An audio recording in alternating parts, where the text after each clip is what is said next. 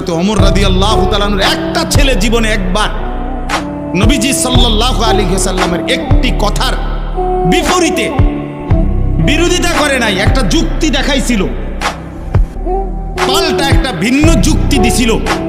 হযরত ওমর রাদিয়াল্লাহু তাআলা আনহু মৃত্যু পর্যন্ত ওই সন্তানের সাথে আর কথা বলেন, কথা বলেন। হযরত নূহ আলাইহিস সালাম সন্তান কেনানের মৃত্যুর সময় দোয়া করছিল আল্লাহর কাছে, আল্লাহ আমার সন্তান ডুবে যাচ্ছে পানিতে।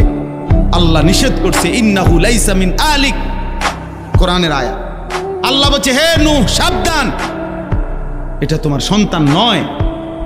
ইন্নাহু আমালুন গায়রু সালেহ, এটা বেআমল, গায়রু সালেহ, এর সমস্ত কর্ম অসৎ কর্ম, এ নাফরমান, এ আল্লাহকে সেজদা দেয় নাই, মালিকের গোলামি করে নাই, এটা তোমার সন্তান হইতে পারে না।